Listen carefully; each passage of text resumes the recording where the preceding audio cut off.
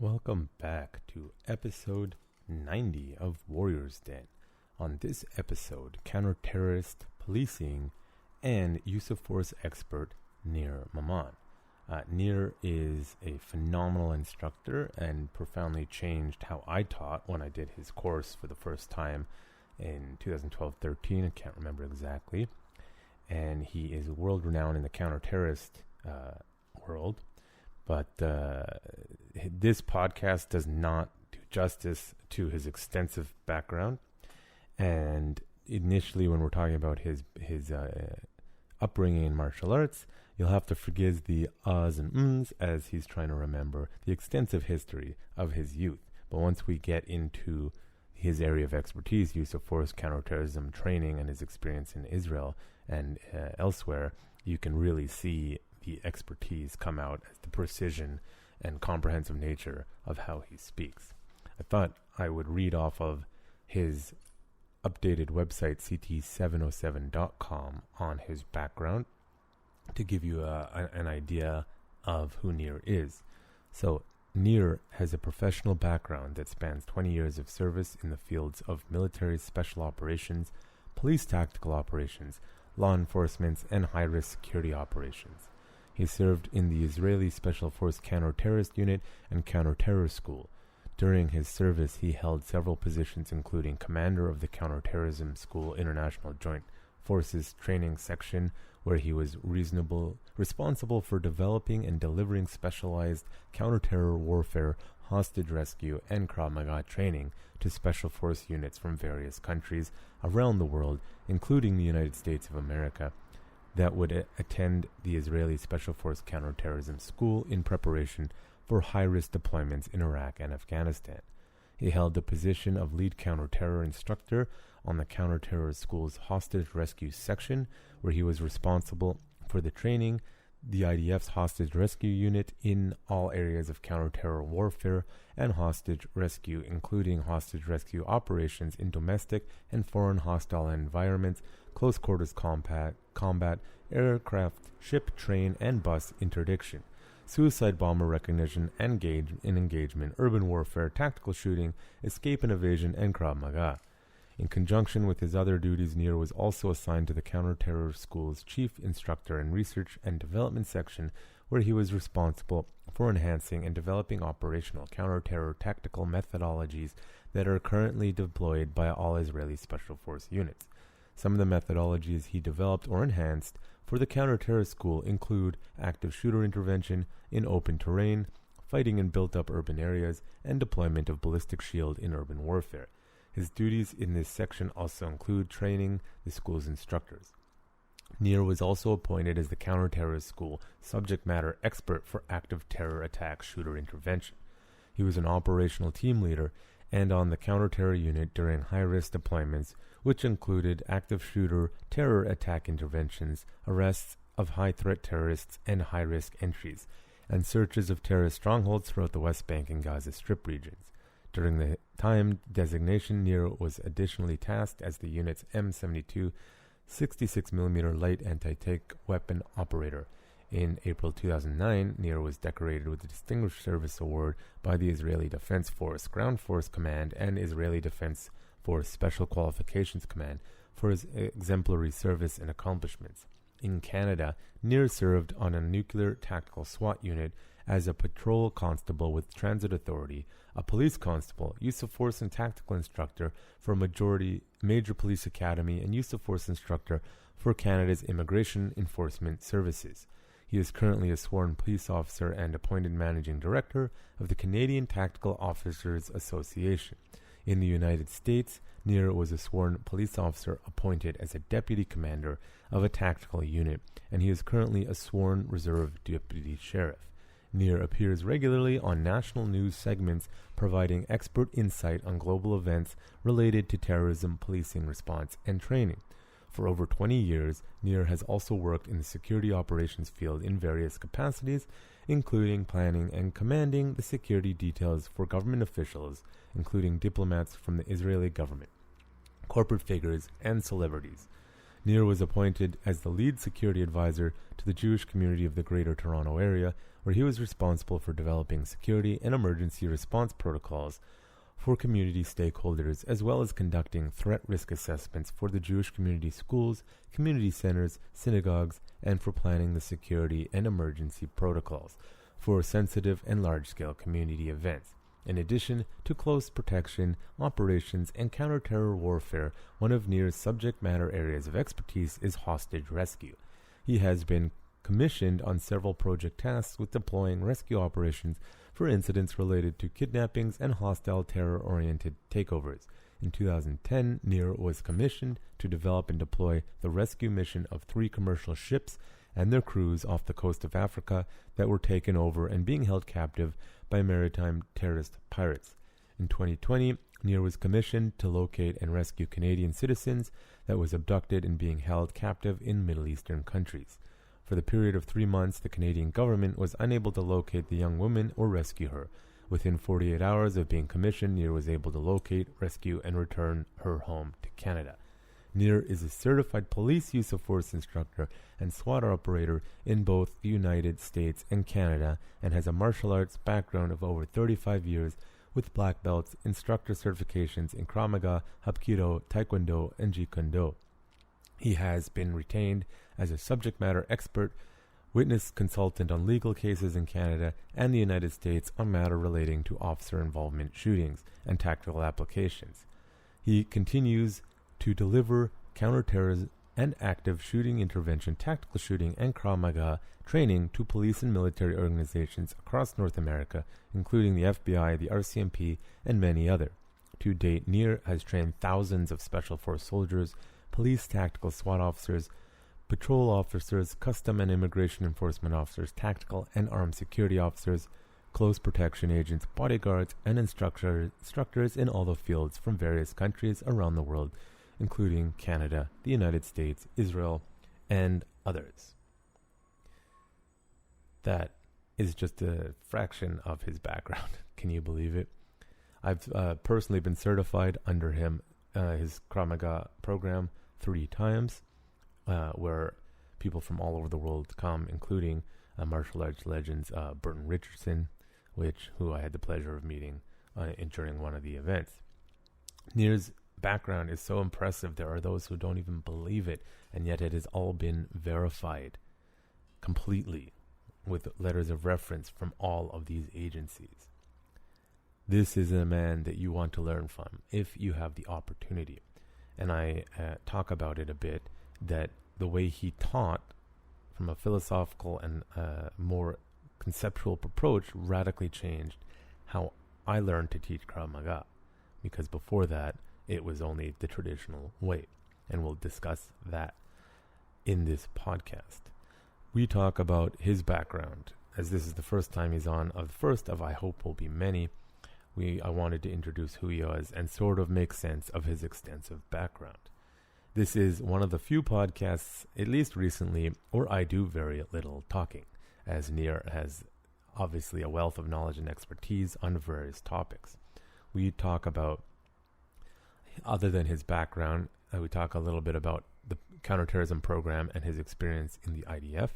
I asked him about the Moncton shooting, which resulted in the deaths of several RCMP officers, into which his testimony upon the investigation helped get the police carbines into active duty, not just pump-action antiquated shotguns, which are not appropriate for a lot of active shooter situations. We talk about Krav Maga, tactical training, and the evolution of training as it goes.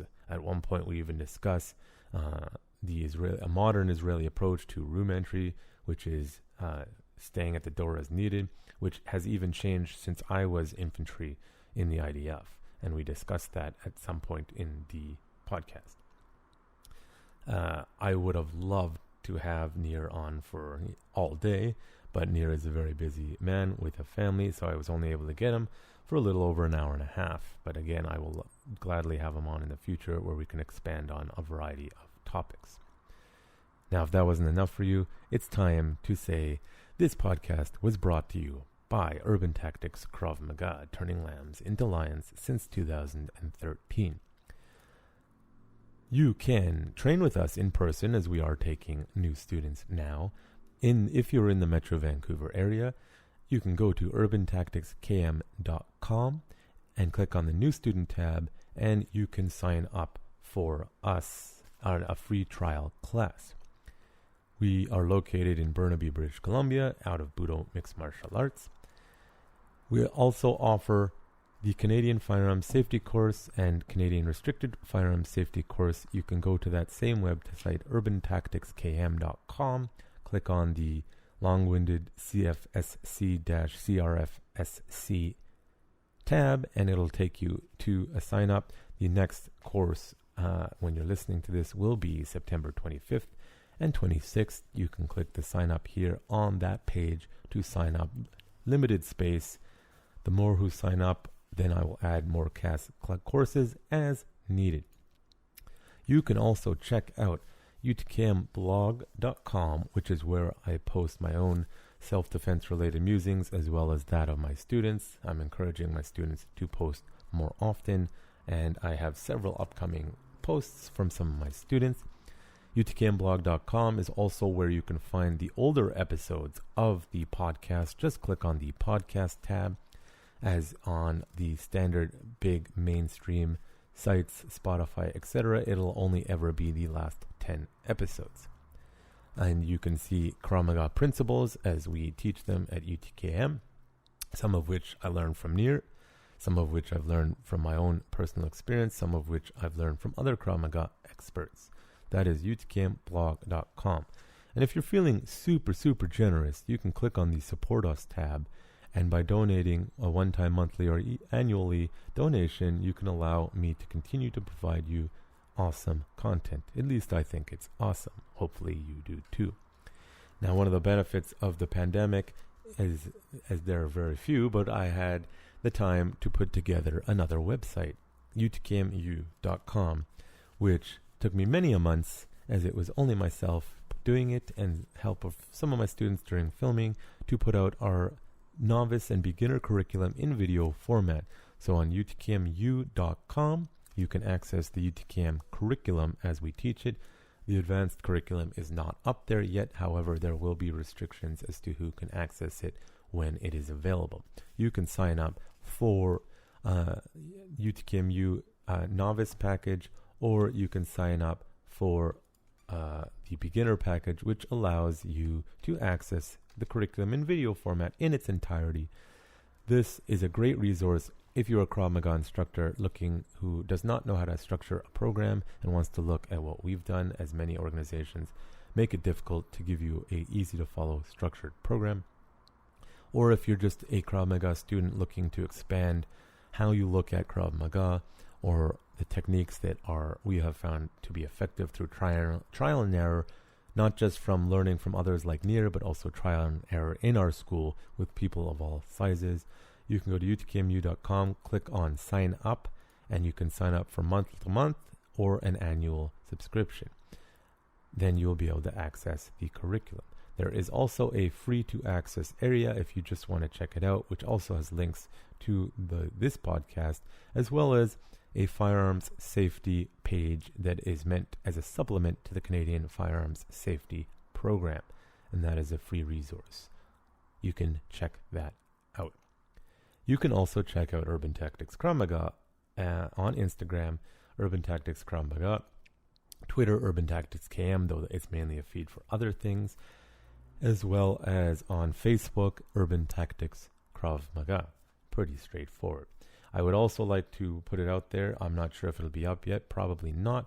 I am going to having another website, which will be a shop for UTKM, where you can buy all our branded merchandise and so much more. I will be expanding that in the future.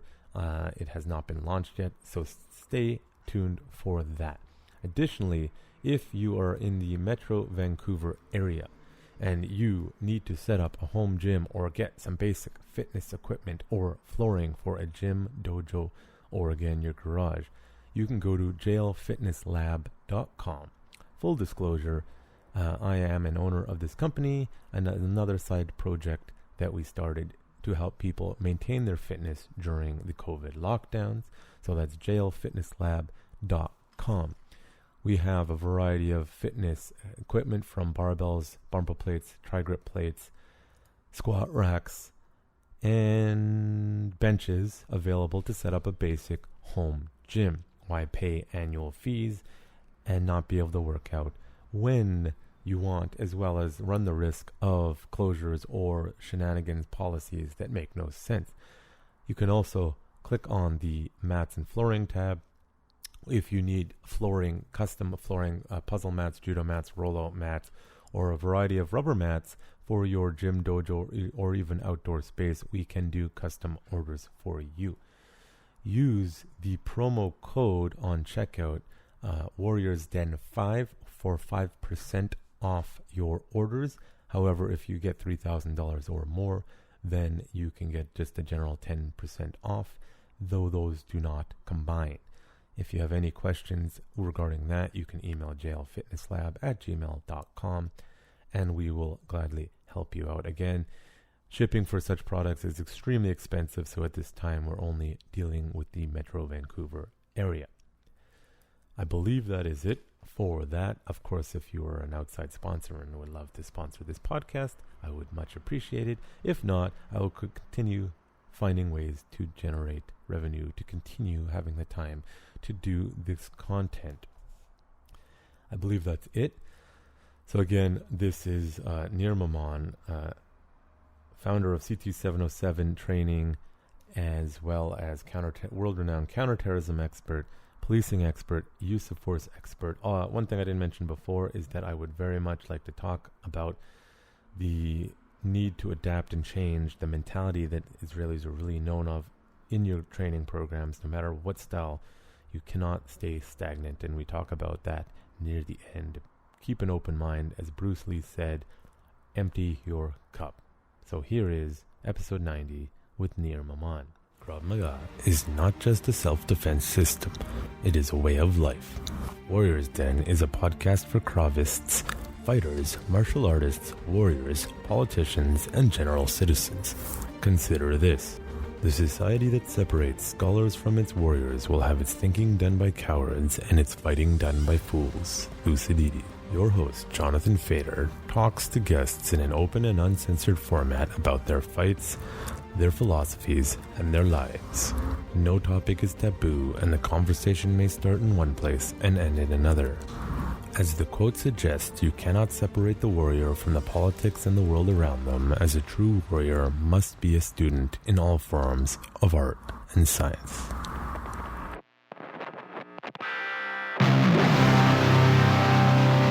You're listening to The Warriors Den.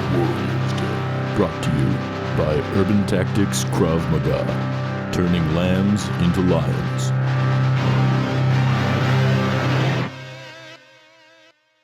So I'm here with Nir Maman, the man, the myth, the legend. How are you today? I'm doing fantastic. Thank you. Thank you, John. Awesome. So let's just start. You have an extensive career that some say might even be too much to believe, but let's just start at the beginning. Your martial arts. When did you get into martial arts and then Krav Maga? So I guess I was kind of fortunate enough. I fell into martial arts as a toddler, about 4 going on 5 years old.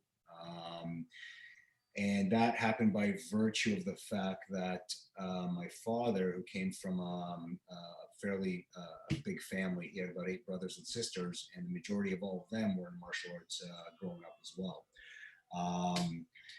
His background, he is from Morocco and grew up in Morocco, and him and his siblings started training in karate and judo. And when he later immigrated to Israel, joined the IDF, and that's when he got his exposure to Krav Maga, and spent time between being a practicing end user soldier of Krav Maga to eventually becoming an instructor. And my training kind of happened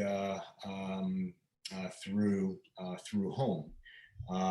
Kind of a running joke, a running joke, but not that jokingly. I mean, we always, again, we have a Moroccan father, so any Moroccan out there will right away know what I'm talking about. But, The daily beatings we would get is what Yeah. we call our Krav Maga training. Yeah. That's where it began for us. And more formally, we immigrated to, so we left Israel. I was coming up on 5 years old. We moved to France, where the majority of my father's family, half of them are all in Israel, the other half are all in France.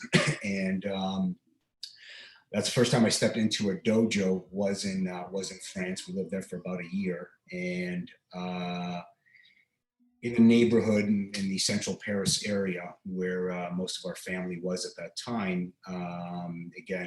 Most of my uncles who were there were still involved in martial arts, and I remember going to a dojo with a few of them one day, and took my first kick at a punching bag over there. It was a big traditional wooden floor. Their friend, who was the one of the instructors there, gave me a book, my very first ninja book I received. It was an awesome book on ninjas, the life of a ninja, the training, the weaponry, the whole bit. And he signed it for me, and I still have that somewhere in one of these Tupperware boxes you see sitting behind me here. Yeah. When I get to unpack my new office, I'll find it. But that's kind of where the seed really kind of, I guess, planted within me. We moved to Canada. I was 6 years old, and almost immediately started training in karate a little bit. Actually, it was judo first, and then karate, and it was at a local community center in the neighborhood. Then in what's it called, public school. I don't remember what grade now. It would have been, I don't know if grade 3 or 4, I don't even remember now, but we had an after school karate program that was taking place there, and so I started training there. And at the age of, I think 12, I want to say 12 is where I can say that I really kind of formally started, real training and understanding what I was doing and really developing a passion for it. And that was at Kim's Black Belt Academy here in Toronto, Young Finch. Taekwondo, right? Taekwondo, Hapkido, and Judo. Yeah. And it was one of these, really old school, dungy, hardcore training kind of places. It was some of the best days of my life for training. I lived there every single day that I could. I would hop on the bus and head over there. Sorry, so the call came in. That's where I really started to develop my kicking ability and flexibility, and sparring and competition. And it was the overall majority was all Taekwondo, a little bit of Hapkido, and a little bit of Judo once in a while. And that continued to progress. I moved on to another local Taekwondo school in the neighborhood. About the age of 15, discovered another place, and I was kind of training in both. And at the age of 16, I was still in high school, and literally across the street from my high school, Master Junko opened up the school. He was one of the greatest Taekwondo instructors I've ever had. The guy was just absolutely incredible. That's where I got into WTF Taekwondo, and I started really heavily getting into competition and really developed my Taekwondo background. By about this time, I already had some intro into Krav Maga, mostly through home, through family, friends of my father who had served with him in the IDF. There was periodic training. They would get together as a group and train in basements of one of their homes. Another one lived in an apartment building, and we would get together in a I guess it was the rec room of the building. And that's where I started to develop my introduction to Krav Maga. Started my trek back and forth to Israel at around the age of 19, I believe it was. And that's where my Krav Maga training began to formalize. And Is this that was in the military or just like just training whenever you're there? and some other. I went to for some soul searching reasons, some family visitation, recreational, with some start to develop my plans for the military. And actually, I got to take a step back. I was my first trip to Israel back after we left was when I was 12 years old, before my bar mitzvah, and I was there for the entire summer, about 2 months. And the local community center where my family that I was staying with lived in Azul, there was a Krav Maga program that was going on there. I couldn't even, for the life of me, remember who the instructor was, what federation, organization. None of that, resonated with me. I had absolutely no clue. It was all Hebrew going in one ear and out the other ear. Yeah. But I was there for the 2 months training. And that's kind of where a lot more of my, Krav Maga platform became solidified. And over the years, between my training in Canada, on my journey back and forth to Israel, that's where I really started to hone in on I guess my journey, or my objective of what I wanted out of my training. I was having fun competing. I love to compete in Taekwondo. It did a lot of wonders for me, and I'm very grateful for my Taekwondo background.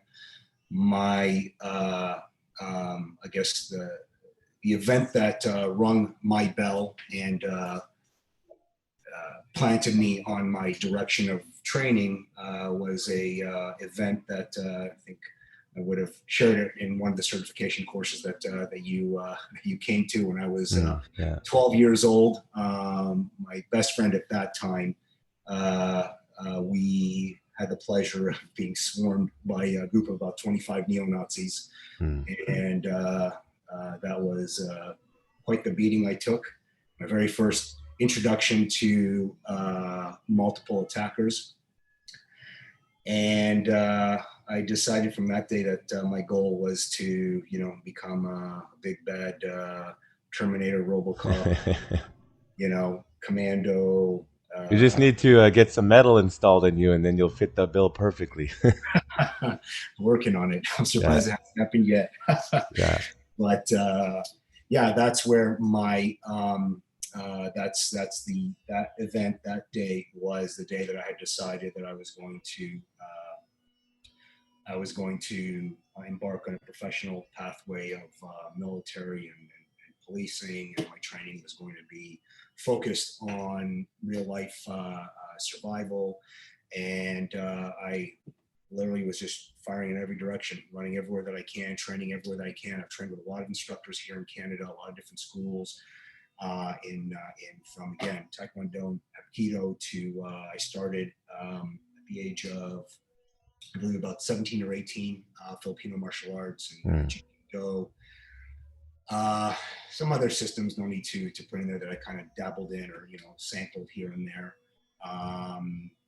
But that's kind of where it all happened.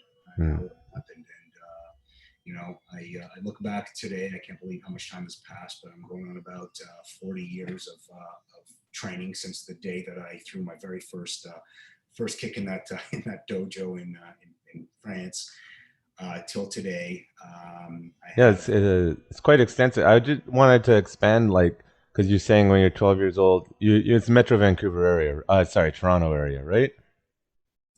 Yeah. So, because when I grew up in Vancouver, anti-Semitism wasn't something I noticed that much. I only had experience once or twice, but I've heard stories coming out of the Toronto area back then that anti-Semitism and attack the Jew was quite a common experience.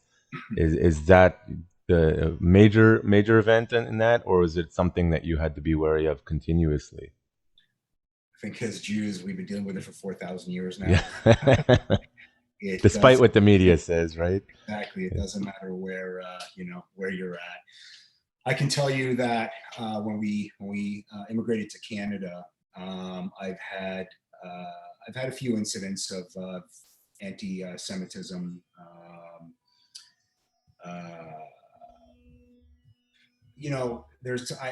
I've been the target of bullies ever since I entered schooling here in Canada. That was always a thing until grade 10. Literally almost every single year, whoever the popular bully was in my school, I was the popular target for that bully. And there were times where there were, remarks, anti-Semitic remarks that were made and stuff. And I don't know whether those were really, if these bullies, really felt that, knew what they were talking about, if it was just blind ignorance. That attack when I was 12 years old, that mass swarming by those neo-Nazis, that 100%, these guys were all their 80s shaved heads and earrings and swastikas drawn on their clothing. And, given every time they would see us, give us the Heil Hitler salute and all the remarks. And that definitely was, as pure anti-Semitism as it would get. And that was one of the main basis for their targeting of myself and my buddy at that time. My father, since we got to Canada, he experienced on numerous occasions anti-Semitism and a lot of stuff back when he started in the workforce, working for different companies. There were several things that had come up. Was it rampant? I really don't know to tell you. I don't think so, but it's more than enough to be noticed and to leave a scar and to stay in your memory and to say that it definitely is part of the fabric of society. Yeah. I mean, I don't think it's going to go away. Like, Canada's pretty good about it comparatively to, say, like cities in the States or Europe, which is, I don't know how people deal with it there. Yeah. So was that sort of, and the family history, was that the motivating factor to decide to go full on into the IDF? Yeah, I knew, I had that bug, that cop soldier bug in me from a really young age. The ninja bug. Ninja bug, yeah. My entire family, they've all served. They currently still do serve. So it's been part of our upbringing. One of my uncles was a police officer. I remember in Israel at again the age of about maybe 4 years old, the very first time. He was by the time that I kind of was big enough to cognitively understand and process things. He was by that time several years on the Israeli police and working in undercover capacity. So I never really understood what it was. But I remember one day going out and in his driveway there was a police car, and I was enamored by it. I'm like, what in the world is that? I ran inside, and 2 uniformed police officers that worked out of the station came by to visit him, and that's the first time I saw a uniform, and I was really, really intrigued by it. And it's probably where the bug was planted. Going back to that incident again, that swarming at the age of 12, I managed to kind of, while I was getting beat up, I knew that I'd better get myself out of this crowd, and I managed to. It was really the shot that grounded me that I took, which was the main guy, Kyle. I won't mention his last name. I had about 5 or 6 of these guys on top of me. My buddy was off in another section of the block there with a whole bunch of them, and they're all feeding me punches. And I was huddled in, and right through the crowd, this big black Doc Martin comes right in and hits me in the solar plexus and collapsed me. All the air got sucked right out, and I collapsed. And that's what kind of saved me, because they couldn't reach me. They were all trying to get me at the same time, and they were all, blocking themselves. And it had an opening between some legs. I remember quickly crawling through, getting up, and they're sprinting through the whole crowd back to school, back to the principal's office, and the police were called. And the moment that police officer came in, he was a big giant, and I said, "Let's go find these bastards." And when he said that, the moment he said that, I felt went from being super scared to feeling super safe and protected, and that's what I wanted to do for others. And that's where I said, "All right, this is what I'm going to do when I grow up." And so I grew up in Canada. I was Israeli, but I was more Canadian as far as culture and language and the whole bit. And I mean, I'd have phone calls with relatives, you know, regular basis back home, and they're all in the service or getting ready to go serve. And it was something that I was like, that'd be really cool to do, and maybe I should go do that. But initially, I figured I would just go join the Canadian military. I had a lot of friends who were in the Canadian military as well, and my parents. When I started to give it more thought, and when I started to have these conversations with some of my friends at that time, you know, everybody was saying, "Look, everybody's going home to serve, and if you're going to go and put in that effort and potentially sacrifice, do it for Israel." And that made sense with me. And the day that I asked my father for all of his documents, because I need to go to the consulate and get the process going. He said, "Over my dead body, you're not going to IDF. That's not why we took you guys out of there. Yeah. Go join the Canadian military if you want. I don't care about that. You can go ahead and do that." But my parents actually invested time in having some of their local Israeli friends who had served in the IDF, some who had served with my father, come sit down and try to talk me out of it. You know, that's super common. When I went, same thing. You have all these people, you shouldn't do it, don't do it, why are you doing it? I don't even have that much family there. I have some, Sure. and I don't know if it's just a Israeli or Jewish thing. Why would you go join the Canadian? Don't do the Israeli. Exactly. Yeah. Exactly. So, you know, and we all know the relationship between kids and parents. The more that kids try to stop you from doing something, the more you're going to just run towards it. And so I remember calling my parents one day from Israel saying, "All right, see you guys in a couple of years." And they just had to face that reality. Yeah. So then how did you get into CT 707, the unit? Because like a lot of those units, like I don't know what half these units, you know, there's a million units in Israel, and anyone outside of Israel definitely has no clue. And even in Israel, people don't always know which unit is what. So how did you find yourself from disobeying the family to in one of the best units at the time? So I was back and forth. I was back and forth from that point to Israel a few times. I started out doing some other paramilitary stuff before I actually joined the IDF. I was in a counter-terror intervention unit in the Shtachim, in the settlement that I was living in. Ended up connecting with all kinds of people that you connect with when you're in that domain in Israel. Got sucked into all kinds of projects. Had a bunch of training, and then it wasn't until 2000. I was back and forth at that point, and there's a number of reasons why. I've had some family things that caused me to have to come back to Canada. Some unfortunate family things that were going on at home. 2006, I believe it was. We had our second Lebanon war, and I had this monkey on my back because I didn't really fully complete what I set out to do initially with my service. And I said, enough is enough. I got to go back. And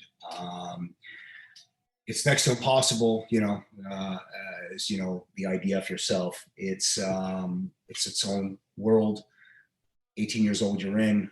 If you are in and you sign for Keva, that's where you stay until you're an old guy like me. Or if you go out, you're out and that's it. But to come into service at the IDF, unlike any other country in the world, when you're in your 20s, it's an almost impossible battle. Yep. I know. All kinds Very of well. stories of, guys who said, I don't care that I'm, 28, 29, 30 years old. I'm going to serve. And there's some great stories of how guys were able to, get themselves into, force the IDF to take them. I started reaching out to former colleagues, friends, relatives, professional connections that I had in all throughout Israel, from the military to the police to the security establishment, and sending out my resume everywhere, adamant that it was time to go back. We had the second Lebanon war that started. At this time, I was working in law enforcement, policing here in Canada. So, foreign police officer. I was working at the Atlantic Police Academy out east as a use of force and tactical instructor, running a tactical division for all the post 9/11 initiatives that the Canadian government was starting to implement. So, nuclear SWAT teams and specialized policing teams, and augmenting all the knowledge base and capabilities of the law enforcement community across Canada, and everything related to counter-terror warfare. And I Second Lebanon War happened. I said enough is enough already. I got friends and former colleagues that are all in there fighting, and I wanted to be back. And I just stopped, to no end. It just takes the right person to finally connect with. I connected with back then he was a lieutenant colonel, and he said, "No problem. I'll find a way to make this happen for you." Took my resume right after the war, literally about a handful of days after the war, when everything kind of, the whole administration opened up again, everything went back to normal. He called me up and said, "So I have something for you, but there's no guarantees. You have an interview request with the commander of the counter-terror unit, the hotel. They reviewed your resume, and they want to talk to you. So you got yourself on a plane, fly back to Israel, and there's no guarantees, there's no promises. It's on your own dime. See what happens." So I was on a plane within a few days. Flew there, went to meet Canada, and I had my interview with the commander of the unit at that time. How old were you at that time? 20, I think 27. Yeah, I think about 27, 27, maybe 28. And you had like in the Canadian Nuclear Tactical Response Team and all the adjoining things. You 5-6 years doing that prior to this? So I actually got into, I started in the profession, we'll call it, when I was about 18 years old. 17, 18 years old. And it was here in Canada. I got recruited into a close protection company that was operating both in the U.S. and in Canada, headed up by former Canadian and U.S. Special Forces guys, and they had some very significant global close protection contracts. And I had a friend of mine who was connected to the head of the Canadian management contingent, set up an interview for me. I had a extensive martial arts background by this point. I looked like an aspiring soldier, police officer, whatever you want to call it. I had the demeanor and the composure, and I carried myself, very professionally. And the mohawk, right? This is the first of its kind. No mohawk. I don't remember what haircut I had back then, but got hired. I got hired on. Went through pretty rigorous initial training, kind of training qualification with them, for lack of a better term. We had training every Mondays and Tuesdays for the entire duration of our engagement with the firm, and it all ranged between martial arts, hand-to-hand combat training, tactical firearms, and tactics, including close protection. It was pretty hardcore. I was very fortunate to have connected with them, and I had an incredible foundation already built through that. Very quickly, I turned to become one of the DT hand-to-hand instructors because of my background for the organization. So that's kind of where it all started. And then,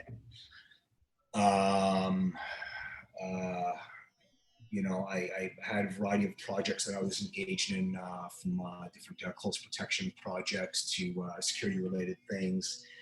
I had training that I already did in Israel, going into, about 19, 20 years old, counterterrorism training and all kinds of other stuff. And then I started with the Atlanta Police Academy. That was in 2003. And I had a lot of training that I went through from there. So being an instructor as well, that opened up the door for me to go through a lot of different courses, from DT courses to tactical shooting and tactical courses. So by the time that I sat down for my interview with the Lieutenant Commander, I already had a pretty robust resume. And additionally with that, at this point, the IDF, has always been kind of a go-to place for a lot of different militaries around the world that would come and train with our different units to learn what we do and why we do it. But after 9/11, that relationship really became formal and became kind of a staple as far as the SOP for a lot of the different militaries around the world and for the US as well. So it was a regular thing. So we had the IDF's international training branch that was formed because of these relationships. And in Mitkan Adam, which was the home base for where all these units globally would come to learn from all of our special forces, we had the International Joint Forces Training Section that was started.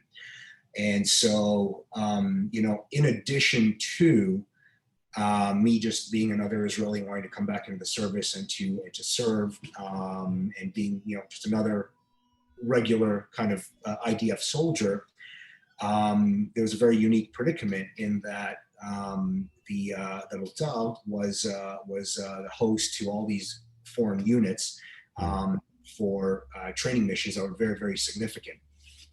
And as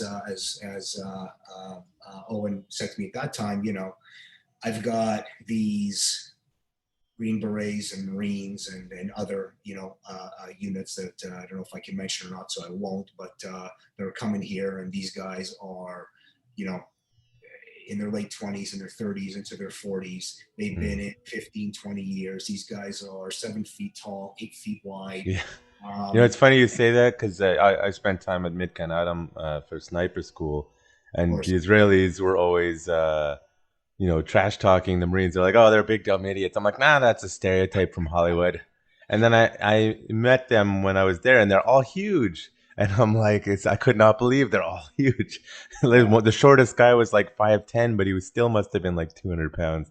100%, right? So, I'll tell you what the secret is to that, right? So only IDF soldiers would will understand this. But if you've been to other militaries around the world and you go visit their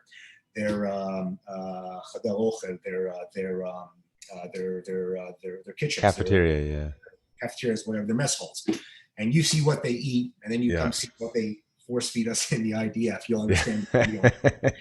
And when every single U.S. unit would come to us for training, the number one reason for the jumping for joy for all of us is because they come with their own kitchens. They come with steaks and meatloaf and ribs and chicken, and they have their own designated dietary necessities that they bring, which are things that we only dream about in so, there's no shortage of protein for them, which is fantastic. But that's got to be one of the reasons.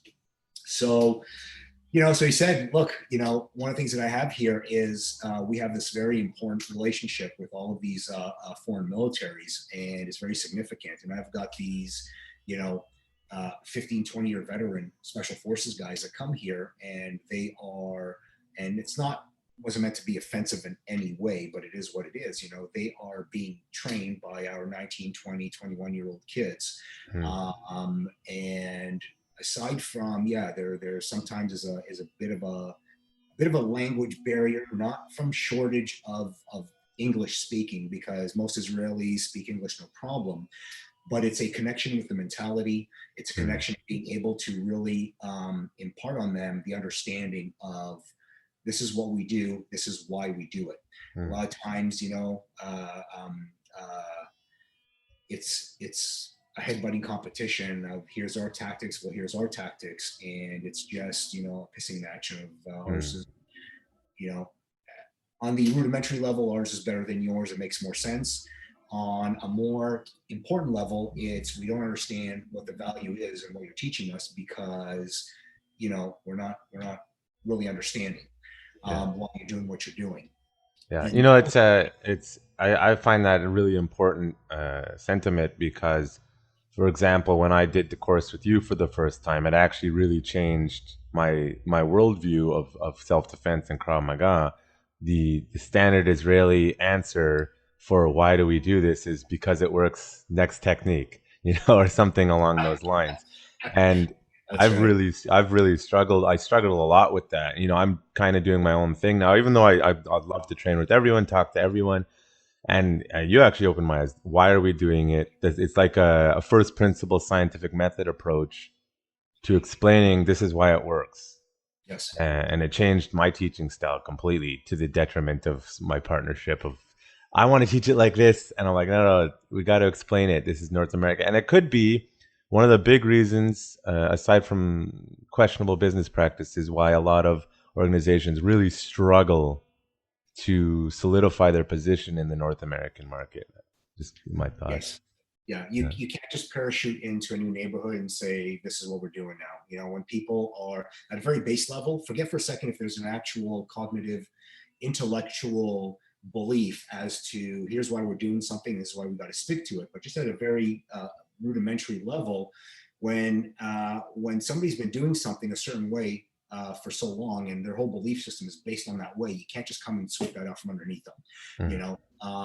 And when we're talking about a professional context, and especially at the tip of the spear level, at such an important level where you've got, from a military perspective, some of the most important elements that are going to do significant work, and there's a lot invested into them, from time and money and equipment and resources to dependability of being able to achieve these objectives. You can't go and rock that boat if it doesn't truly give them is able to replace the belief system. So that's kind of the fiber of where it starts. So there's a lot more to it. And I'll share some of that as we go on here, some of the really more important things that we were able to achieve. But at the end of the day, so the commander looked at me and said, listen, I need somebody like you here. You're older, you're mature, you are not just an Israeli coming from the Israeli perspective. You've got training from Canada, from the US, you're already very well rounded. You have an appreciation for tactics and for the whole bit, and you're trained Israeli trained as well. And so it seems to me like this is going to be a very important combination to bring. And then of course you have the ability to communicate, again, not from a language perspective, but you understand their mentality, you understand our mentality, and maybe you can find a way to kind of bridge that so it's more of a beneficial relationship to both sides. So he made me an offer. I had two options that I can take.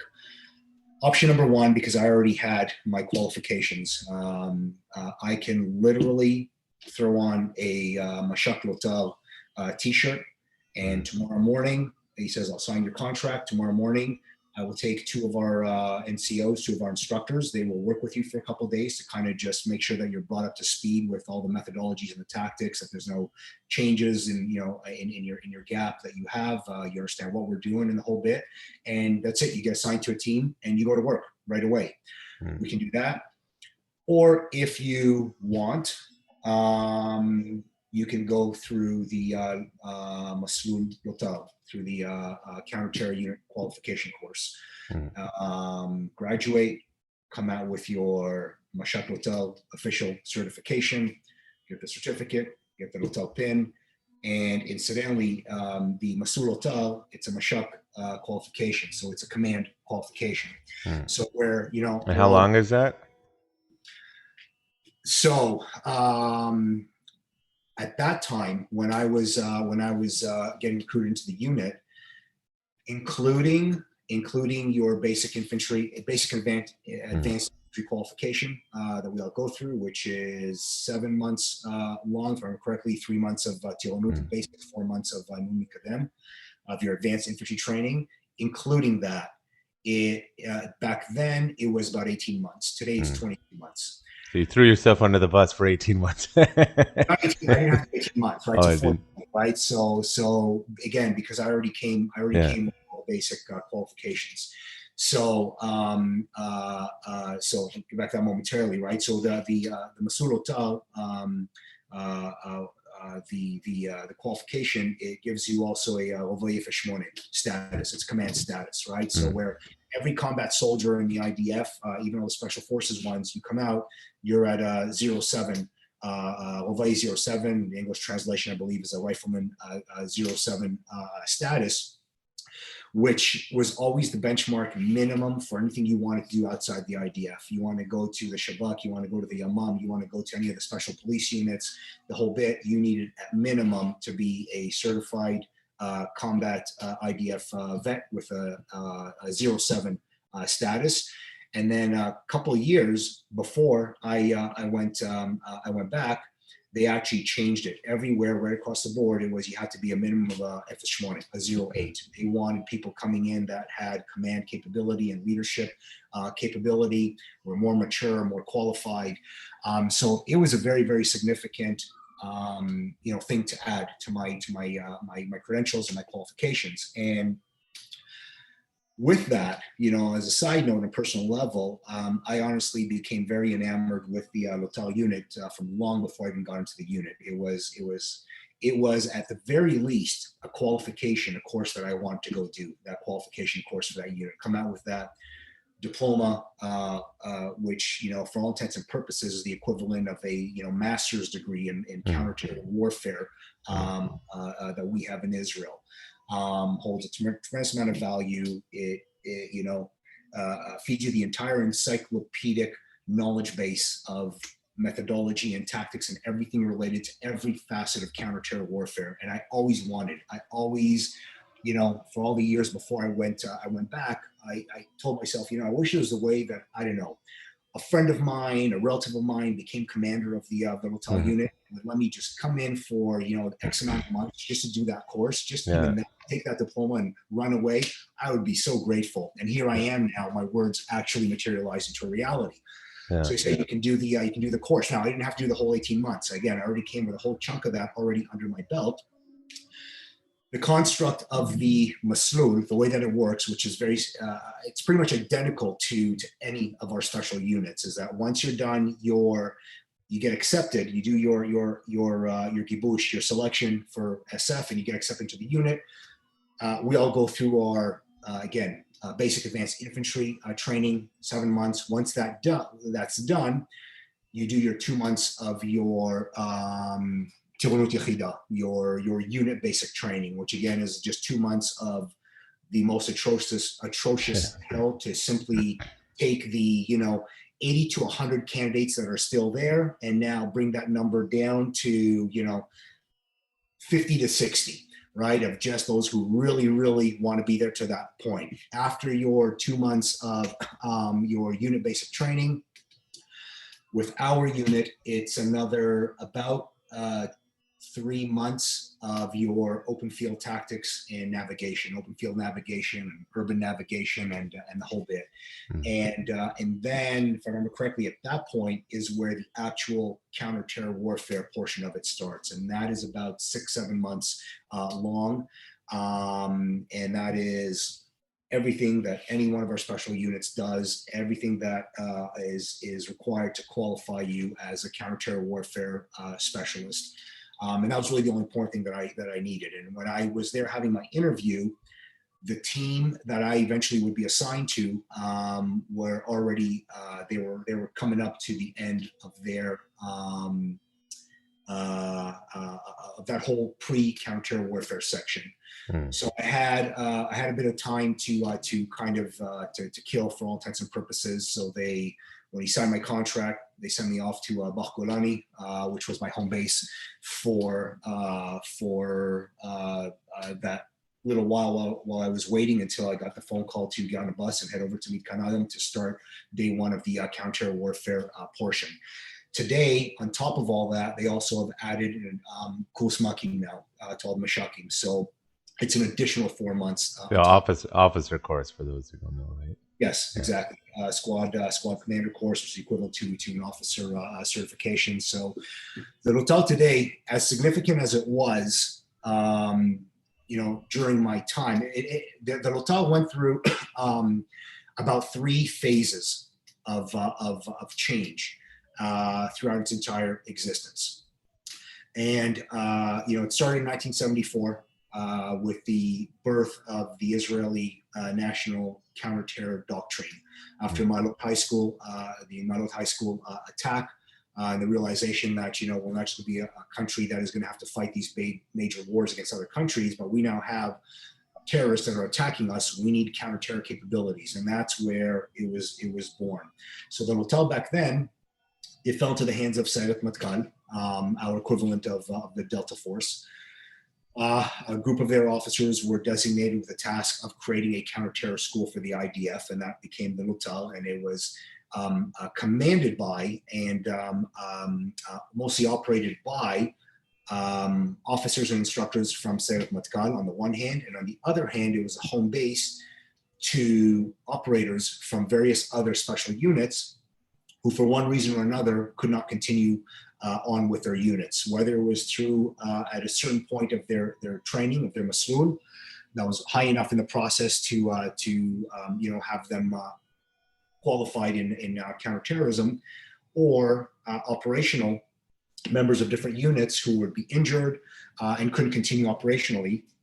They would be given the Rotal as a home base to go and be instructors. And the qualification course, the Masood at that time, was 6 months long. So everybody that either was designated to be an instructor at the counter-terror school at the unit would go through a 6-month course. But along with that, in unit counter-terror instructors for all the different special units, that's where they would be sent to go do their counter-terror instructor qualification. And then they would go back to their home unit to carry on as instructors. So at this time, the Rotal was nothing operational, no operational capacity whatsoever or mandate. It was strictly a school. When we got into the early 2000s, when really that was the phase of the Second Intifada, which really rocked Israel and overwhelmed Israel's internal security and counter-terror capabilities, a lot started to come to the forefront there. Everything from new units that had to be put together to address various new paradigm threats. Every settlement in Yeshuv would have to have its own Kita Konanut, its own quick reaction intervention force, and that became very formalized with training that would be done through the IDF to bring all these domestic QRF units together. And the Rotal also started to change. So, the realization came that it really doesn't make sense that you have a subject that is very detrimental to our survival. And it is the subject that is the number one tool that's used by all of our units out there, which is counterterrorism, counterterror warfare, and that it is being taught by instructors who don't have that connection to the field, who don't have the ability to themselves really see and understand what these methodologies and tactics look like, and be in environments where they can really have that feedback and that crucial understanding. And then, of course, they're sitting here, teaching, training, operational people. So it doesn't, every other military in the world doesn't work that way. When you are an instructor in the U.S. military, in many subject matters, but especially one equivalent to counterterrorism, you've already come, with about 10, 15, 20 years of operational service behind you. And so when you're standing there at the forefront teaching all of these other units, you already have that command and that respect and that credibility and that knowledge base behind you. You also have the ability to really answer for what it is that you're doing. The most detrimental thing to an instructor is when a student asks why, and you don't have an answer. Not having an answer is one thing, because believe me, there's still times today where I may get asked something, I say, you know what, I never really thought about that. Let me give it some thought. I'm gonna get back to you on that, right? But in an overall capacity, in your area of specialty, your subject matter expertise, when you're telling somebody this is how you're gonna enter a room, and they ask, well, what about this or what about that? And you can't give an answer, your answer doesn't make sense, or your answer is the go-to answer. This is what the entire tactical world rides on, as far as addressing or countering a student asking them why. It is because it's what we've always been doing. That's the classic. Right? Yeah. You hear that answer, turn around, run away. All right. If a surgeon can't tell you, this is why I'm about to cut into your brain and do this, if their answer is, well, because that's the way we've always been doing it, you're not getting near my brain with a scalpel, buddy. Sorry.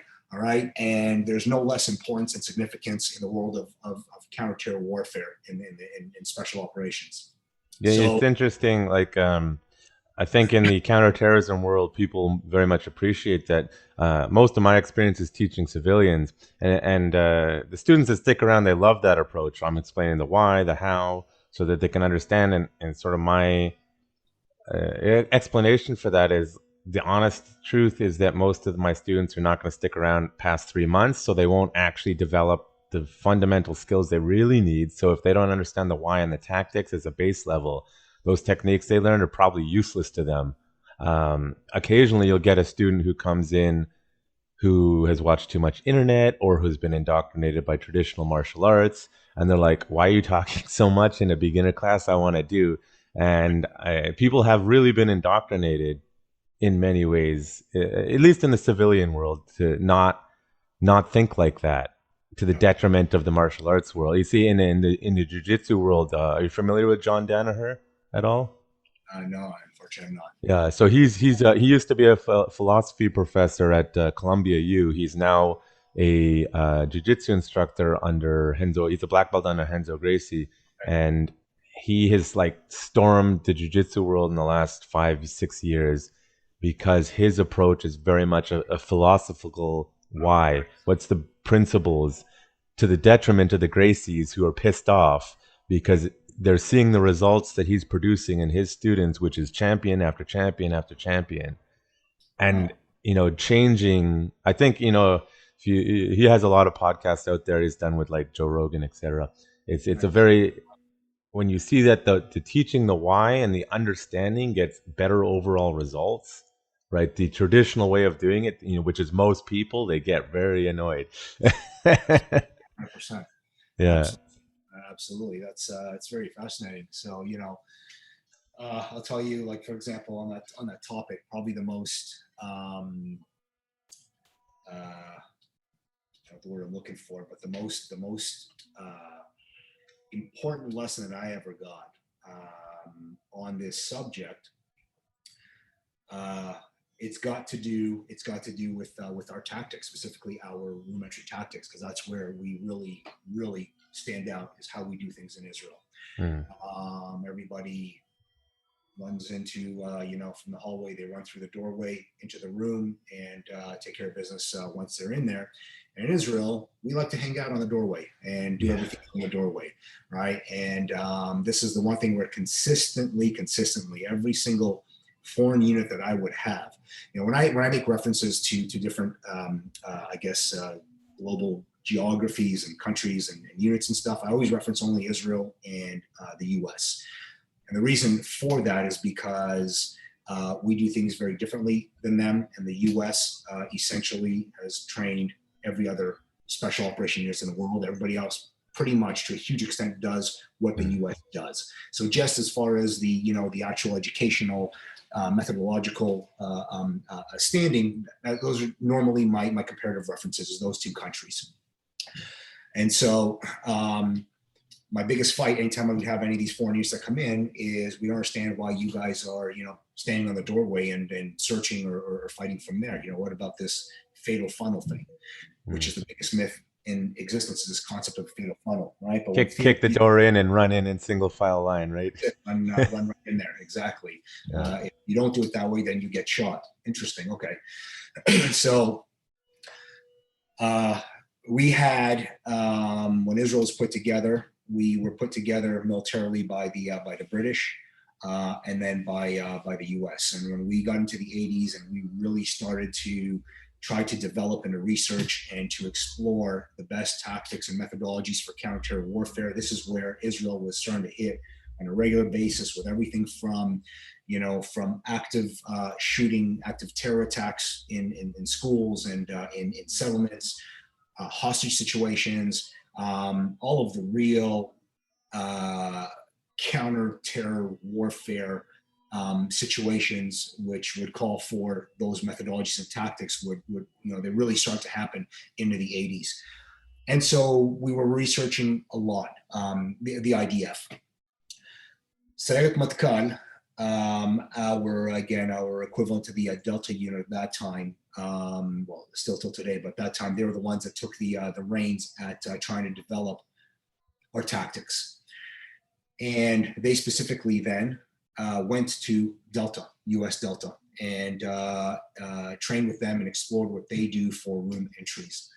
And the tactics back then that everybody was using, developed by Delta and by the SAS, which everybody was using, was a 4-man entry with the principle of dominating the entire room from a 360-degree radius as quickly as possible, meaning 1 and 2, first ones in, they immediately run to the short corners and as fast as possible get to the long corners. 3 and 4 right behind them, take the short corners. And then in theory, you end up with a guy on each corner.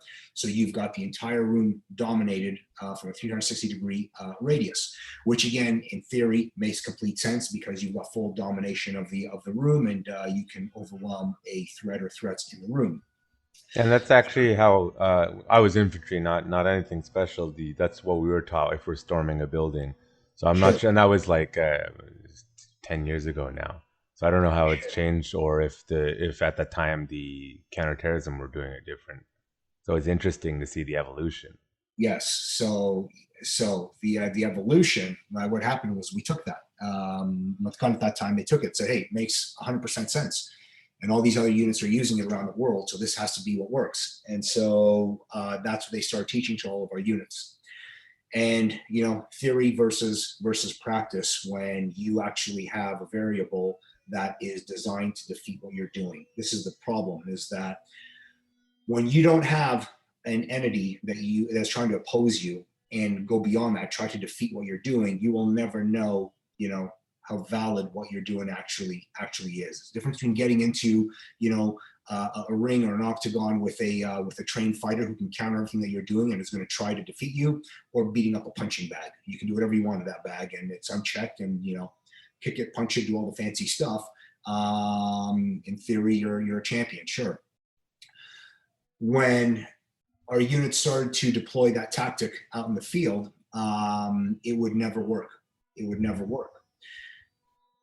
1 and 2 would get on the doorway, so they're all in the stack. And as soon as one would go to take a step into that room, which for us in Israel, the norm is that we have ambushes waiting for us in the majority of all of the buildings and the rooms that we enter, whether it is an IED or whether it is a terrorist under a bed, in a fridge, in an attic opening right above the doorway. And when you set into that room, you're taking rounds. And in every predicament where there were ambushes, which is really the only thing that matters. When you're going in, crossing that threshold, the most detrimental thing and the thing that pushes your capabilities to the absolute edge of that envelope is whether or not you're taking an ambush. If you don't take an ambush, if a threat jumps out of that room before you reach that doorway, it doesn't make a difference. But you're not doing a room entry right now, you're fighting in a hallway. If you get into that room effectively and a threat materializes, or you identify or a threat begins to engage you when you're already in that room, you are now fighting in an open space. It is contained and smaller, but that is not a room entry engagement. Mm. It's a world of a difference when you are on that threshold and you have to cross from a known through a threshold to an unknown, and you engage at that point because there's too many variables you're contending with. From your ability to perceive the threat and be able to engage it in time, where conversely the threat knows where you are the moment that you make your existence known in that threshold. So the threat's got far less work to do, and is contending with far less adverse human factors than you are. And when you can't figure out what's going on and you're under stress and you go into shock, it's the human in you that's always going to govern before the special operator, no matter what. So our guys would hit the doorways and they would go to storm as quickly as they can. And one or even one and two would suddenly get engaged on a doorway. And there doesn't exist taking any corners, because when you're taking rounds, you are not moving. You are not running anywhere. You're not going any corners. You right now are contending with this dump of all this adverse physiological human factor element. You're trying to pair that up with your tactical capabilities, and you're trying to survive. And what everybody would do is they would either get stuck on that doorway, they would not move, or they would suck right back to their most natural perceived point of cover, which is right outside that doorway, that wall. Whether it's cover or not is irrelevant. That's a different topic. Whether it's cover or it's concealment, they both offer you certain things that nothing gives you when bullets are flying at you. And this became systematic. It simply would not work. So they said, okay, we're not succeeding here. We're not succeeding. We're ending up with dead soldiers on the doorway, soldiers that are injured to the point that the mission gets completely discombobulated.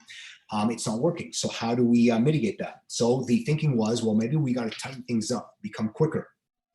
So instead of trying to get number 1 and 2 to rush to the long corners, let's just focus on revamping the technique now, where 1 and 2 go in, they just take the short corners, and then 3 and 4 enter and stay in line with them. Theory, again, sounded a lot more evolved. Would never happen, because the whole point, again, is at the moment that you enter that room, you're taking rounds, your focus now is on trying to survive and trying to become effective at that engagement. Nobody is moving anywhere. Nobody is taking any corners. Doesn't exist. There's no such thing. So that is where the Israeli ingenuity came in. They said, okay, so none of this is working. Let's stick to instincts and intuition here. What are the guys doing?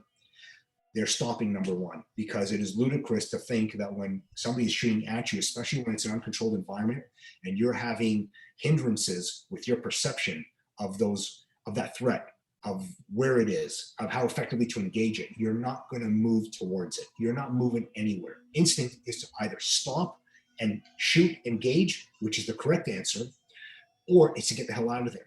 So let's work with that. If the natural point of perceived cover is that doorway, that threshold right behind it, we start to work on that. And that is where the creation of our fighting from the threshold came. And instantaneously, our survivability and success ratios in the field, in all of these engagements that have to do with entries, just compounded drastically. So people don't know this, and it's funny when I hear people arguing about, Israeli limited penetration is what's been coined in the U.S., fighting from threshold, whatever you want to call it, or the rest of the world, or the American storm right in. And when I see this debate, I think about the nonsense behind it, because what they have to understand, if they understood the history, they would understand that our method is not our method. It is the, again, what I call the American, or the rest of the world, the global method, entry method, that was put through the filter of reality to the most detrimental measure. And its evolution of how to become more effective is what the Israeli method is. It's very much like adapting. Like when I went in, I actually came in, it was 2009, 2011 kind of thing. And they were always talking about, we completely changed our tactics after Lebanon 2 because it didn't go so well.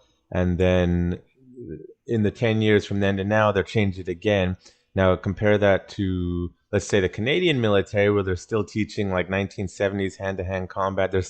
I saw an article yesterday. They're fighting over replacing the Browning pistol, and Glock is really pissed. Like a lot of, I find the Israelis find success in this because they're willing to change. Even though Israelis have massive egos, they still allow for changing and adapting at a rapid pace as compared to a westernized military, which is, this is how it's done. The general is, 40-year veteran, refuses to change anything, and then they get stuck. 100%.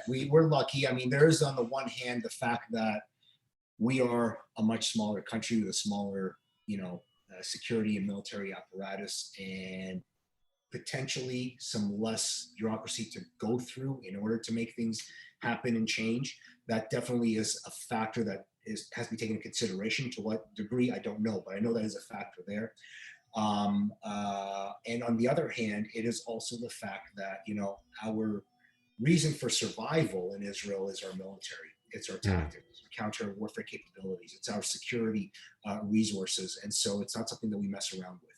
This is not a luxury where we can, have a failure in some other foreign land. And if it doesn't work, just call everybody back home. We'll figure it out and then maybe we'll go back. We have nowhere to go. So we have to immediately look at things that don't work and understand why. And things move very quick for us. One of my tasks when I was in the unit was I had several tasks, but one of them I was assigned to the chief instruction section of the unit. And my tasking there was to maintain a handle and an assessment of all of our operational tactics and how they're doing in the field. And the moment that there would be a compromise, I would have the responsibility to right away start to revamp the tactics to fix them up. So we would have, whether it's situations such as, I remember one of the things that occurred, we have a certain, even in the special units capacity, our foundation is infantry for all the ground forces. And this is because in big wars, we work in tandem with the infantry. So we have to work in the same formations. When we get to the specialty sections, so in Lebanon, for example, our unit was assigned to the different infantry battalions, move in with the incursion with the infantry battalions. And once we got to the urbanized areas, the infantry battalions would act as security, and our unit would go in and clear all the structures. So we have a specific formation for ground movement. And I remember the day in, I think it was 2008, that it became compromised. We had a team from Givati, from their special unit that was out in the field, and they were moving in this specific formation, and they came under attack. And they right away reacted in the way this formation is designed to react. If they got flanked specifically, and they reacted in a certain response that the formation is designed to provide, and they got ambushed and flanked even by that reaction, as if that reaction, it was anticipated by this Hamas cell that attacked them.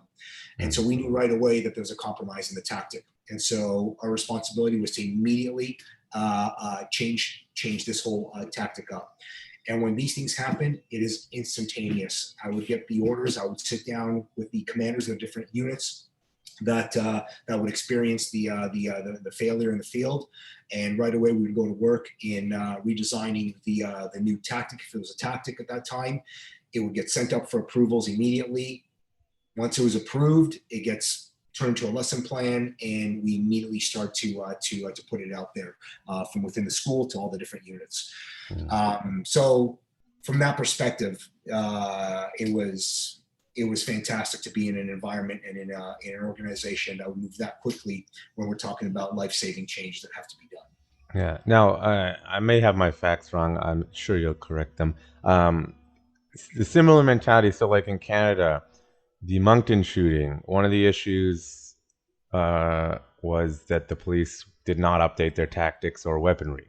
And were you involved in the testimony to get the carbines? And sort of what was the logic behind that? Because, I mean, it's obvious to us, but the Canadian public and North American public is constantly complaining about the quote militarization of the police, which Yes. is not it's not a great argument when you actually really understand things. So maybe, taking that Israeli mentality to Canada, explain that sort of situation, Sure. and that where the public has it wrong, I guess.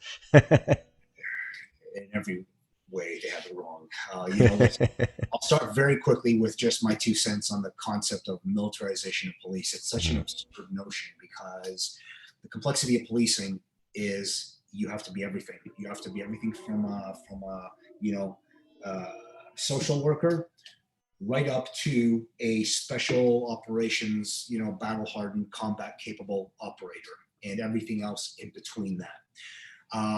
When it is time to speak to an individual who's suffering from a mental crisis, an emotional event, or they're intoxicated and they're going crazy and they're not compliant and this and that, you have to be at that level appropriately with what you say and what your objective is, which is to try to calm them down, de-escalate, control them, take them to custody, whatever the case is. You should not be coming in and saying, listen, you either do this or you don't. If you don't, I'm not, hit you with my baton or tase you or who knows what, right?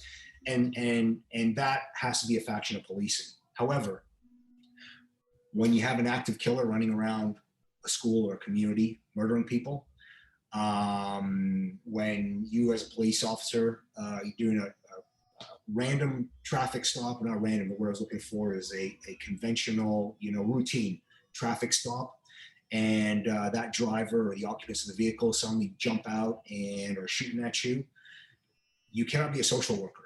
You cannot even be a police officer in that moment in time. That happens to be the uniform that you're wearing. But you want to survive that, you have to play the role that is required to be able to counter, to address the threat based on what the threat is giving you and what the threat is deciding you have now been sucked into. Um, and that is a combat role. And that's where you need to be in mind, in heart, in soul, in physicality, and in tactics. You will not defeat violence that is trying to kill with talking, or this de-escalation concept that everybody is all over these days. Mm. It simply doesn't work. So you cannot demilitarize the military aspects or requirements of policing. It's like telling a firefighter, your fire hose is too intimidating, so you are no longer allowed to go and fight house fires with a fire hose. Go and use a water gun or a fire extinguisher, or we don't know what. It's the exact same logic. It's absurd. That's number one. Number two, as far as Moncton, as far as what you've referenced with Moncton. I was involved with a post-investigative aspect to it, which contributed to the rollout of the carbines. And it was within my role with the Canadian Tactical Officers Association, CTOA, where I'm the appointed managing director. And we were contacted by, I don't remember the name of the organization right now, but it was an equivalent federal Canadian body to the Health and Safety Investigative Body that was tasked with investigating the aftermath and seeing whether the RCMP had failed its officers with whether it was tactics, training, or equipment. And I remember the interview with this investigator. It was long. We were about 4 or 5 hours in discussions. And when it came to tactics, he touched up on, is there, in your opinion, a necessity for training active shooter intervention in open environments, open terrain environments? Is that where there may have been a failure? And the short question is yes, because here's a prime example. An active shooter is not necessarily someone who just walks into an enclosed building. So you might be in a predicament where you're trying to identify and engage this active shooter in a town, in a city setting. However, that doesn't mean that still there's no issues with the tactics, the methodology, the SOPs that govern how you're going to address that threat. There's still some stuff that needs to be worked on from that perspective. And then a lot of it would revert back to weaponry, whether, the tools were problematic. And that's a yes and no question. You cannot sit there and talk about weapons and tools if you don't first have the proper tactics and methodology and procedures in place. Because you can have an RPG on your shoulder to take out an active shooter. If your tactics, methodology, and SOPs are not effective, your RPG will never come into play appropriately and in the right time, in the right context, in the right way to mitigate that situation.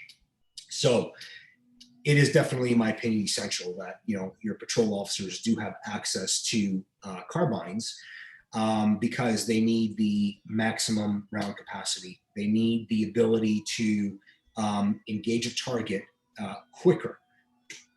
And if you have a distance and you're relying on a close range tool, then you're adding seconds to that threat's ability to continue to kill, to maneuver, to outskill you, to do things. So if we can impact that threat at a distance, we're in a better place. And then, yes, the ability also to mitigate potential things like hard plates and body armor that a lot of threats, I won't say a lot, enough threats have already, come to engagements against police with here in North America.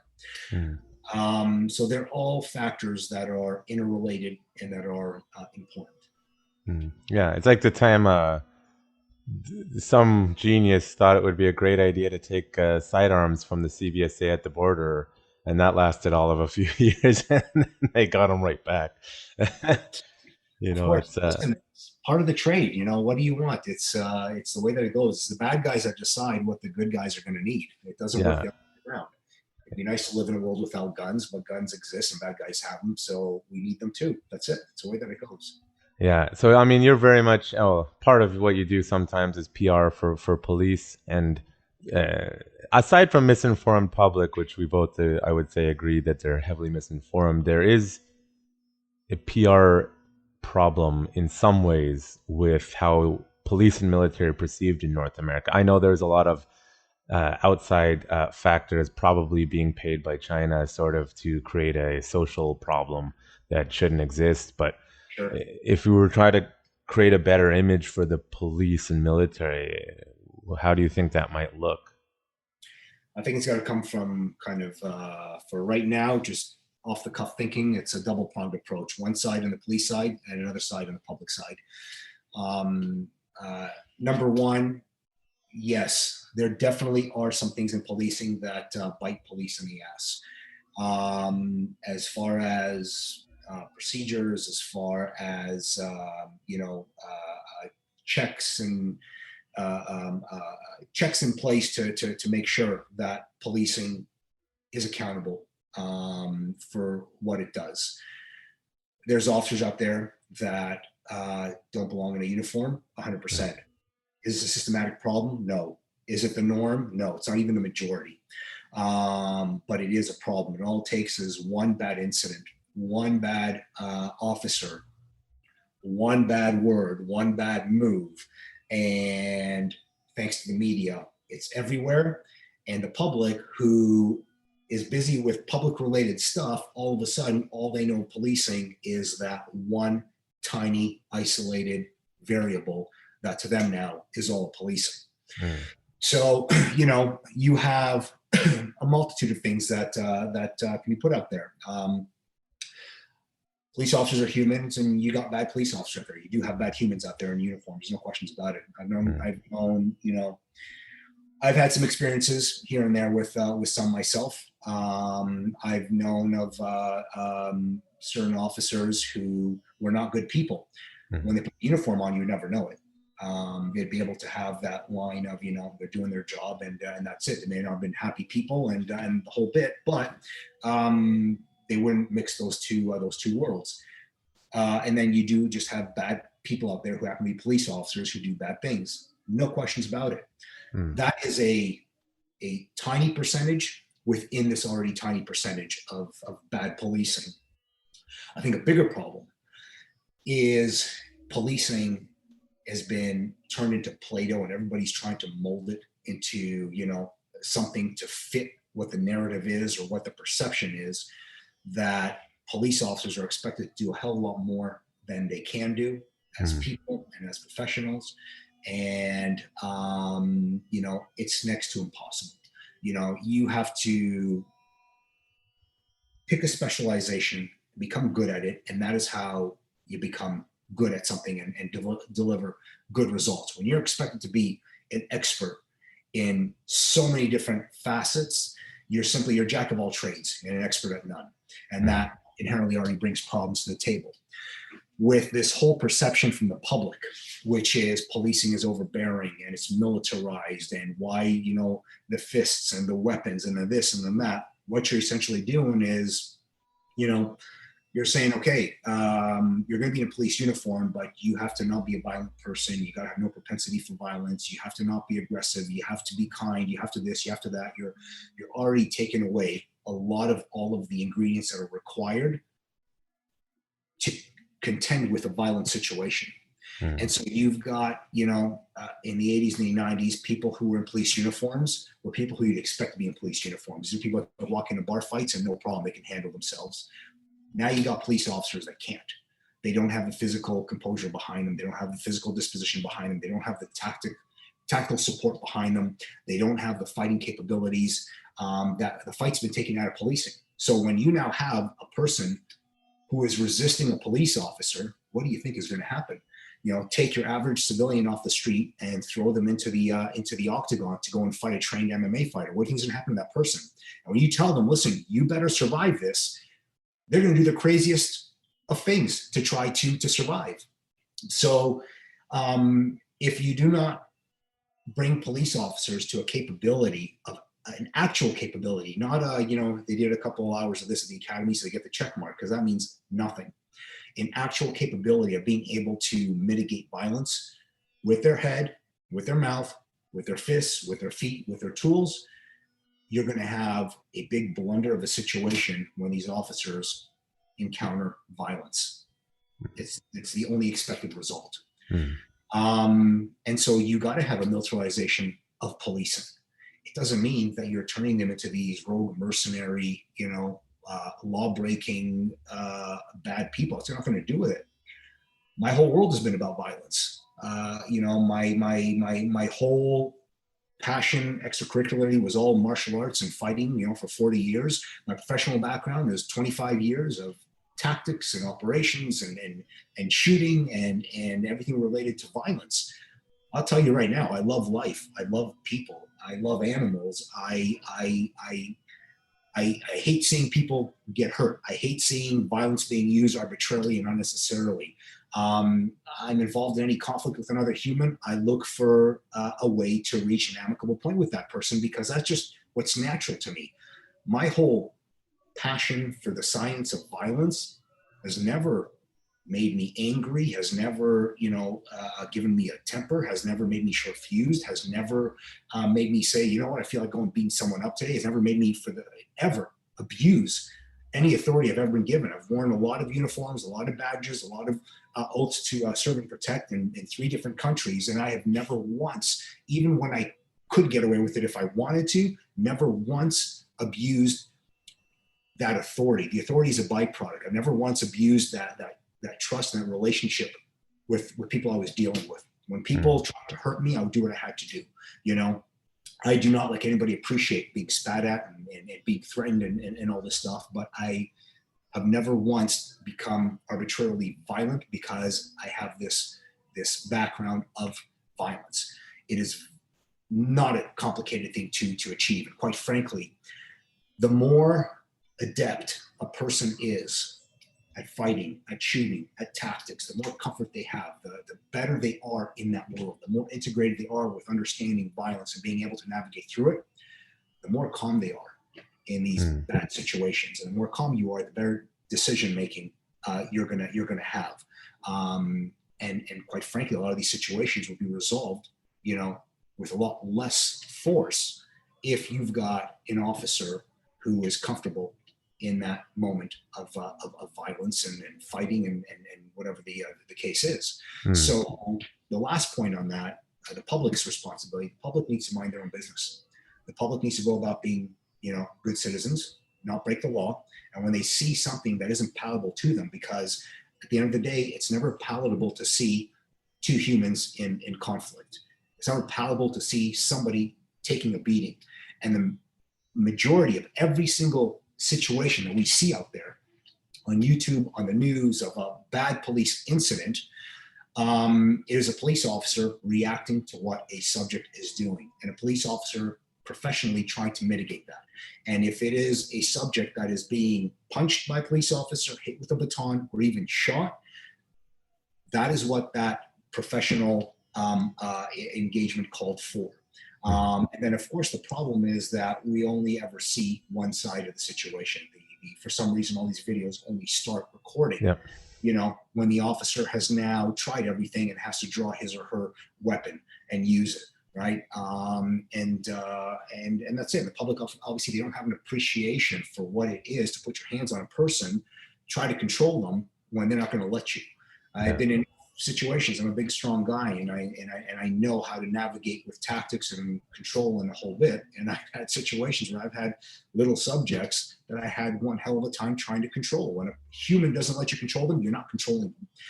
So the public has to have an appreciation, understanding about that. They're not going to go barge into some hospital and, you know, start to criticize a brain surgeon who's doing things in whatever way because they don't understand it.